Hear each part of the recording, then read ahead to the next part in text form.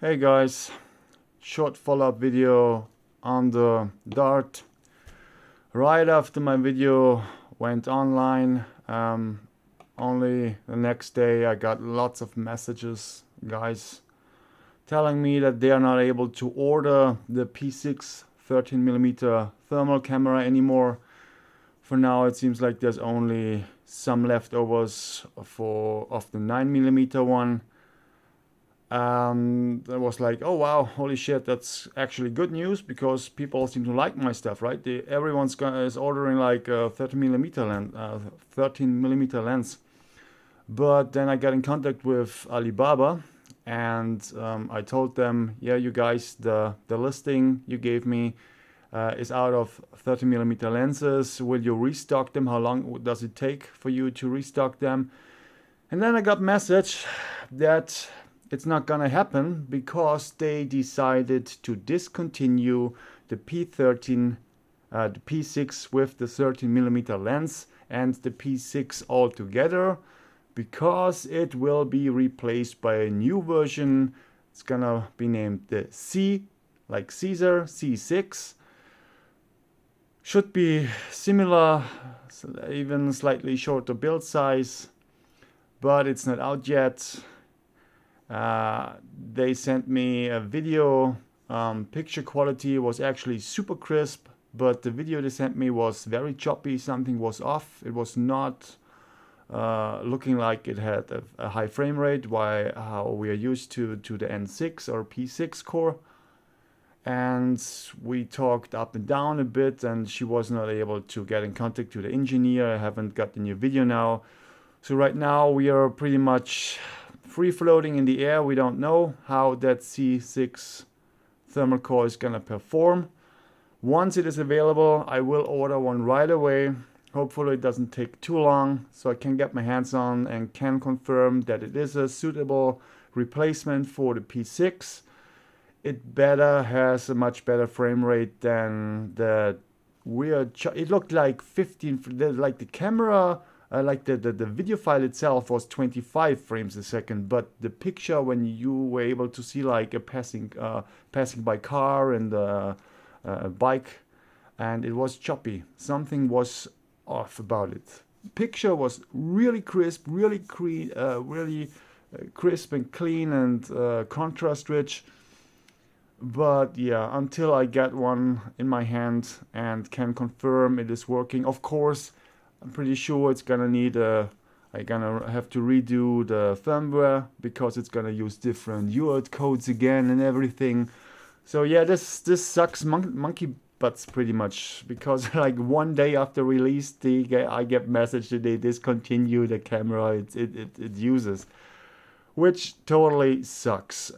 They said, and then they are going to swap the listing with a Minis 3 thermal core, but don't order that, even if they tell you it's a nice replacement, because if it is similar to the Mini 2 camera, I built many cameras with those, they have high latency, and that's not something we want with a helmet mounted camera like this. And also I have no clue because the Mini 2 only had like black hot and white hot over analog signal, because on the Mini 2 you were able to swap the back PCB plate and you could swap it from CVBS out to USB, so digital, but applying color, pseudo colors to that picture with the USB plate was done externally. It was not done by the DSP in the camera inside, and so it is not usable like our setups because we directly feed the signal from the thermal core to the display and we have nothing in between. There would be a way to add like microcontroller like a Raspberry, but that takes a lot of power. Runtime would decrease by 4 or 5-fold, I guess. I don't know. And the battery inside here is not meant to power power Raspberry Pi. So we need analog out at this point. As long as there's no FPGA board we can use that's tiny and small and would actually fit inside here. Of course, that would be amazing if we would have like a digital signal directly to the display, because then we would have no interference at all, super high frame crisp, low lag, low latency, and a super clean picture, which can be a little bit tricky with CVBS if you got interference. Don't fall for the trick of the spec sheet on the Minis 3. It does list all the pseudo colors available, but if it is like with the Minis 2, those colors are only available in digital mode and not over analog out. With analog out, it most likely will only be white hot and black hot, and most likely latency will also be much worse than what we need. So don't fall for that. Don't order the Mini 3 yet. I'm sorry, you have to be patient. I will have to wait till they inform me that the C6 is available. I will order one right away. It will take some time, but hopefully soon I can give you an update. If the C6 is a usable camera, pretty much everything stays the same building process. It is even a little shorter, so it's even better with wiring. We have a little bit more space, like 3 or 4 millimeters in length. That is, the C6 is shorter than the P6.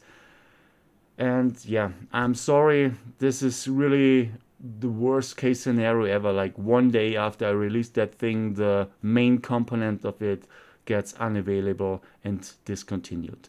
So stay with me, head over to my Discord if you want to stay at the pulse of time to see updates and how we're going to proceed with the D.A.R.T and future builds, because there's just like 2 options now. The Mini 2 is available with a 13mm lens, but it's just black hot, white hot, and high latency.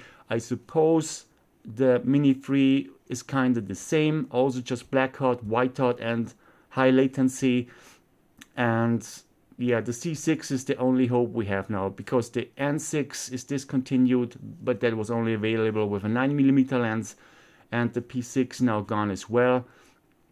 There is an alternative. You could, in theory, go with an N6 or P6 as long as it's still available with a 9mm lens, but then you would have to get a 0.5-inch micro display and the NP20 lens, which is also not optimal, because the NP20 lens is not really meant to be used with a 0.5-inch display.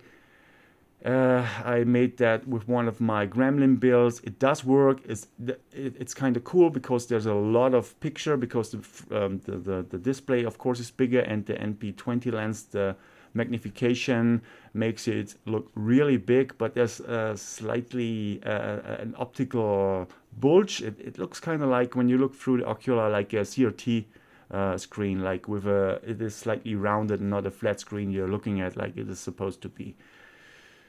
But yeah, sorry guys, really sorry. This went not the way I intended it to, and we have to wait for the C6 core to arrive and be listed. And once I have updates, I will try to be as fast as possible to get this working, adapt the firmware for it, which should not be a problem with the correct documentation. And that's it. Sorry guys, it's already too long this video. Anyways, thanks for watching. Stay tuned. See you in the next one. Bye bye.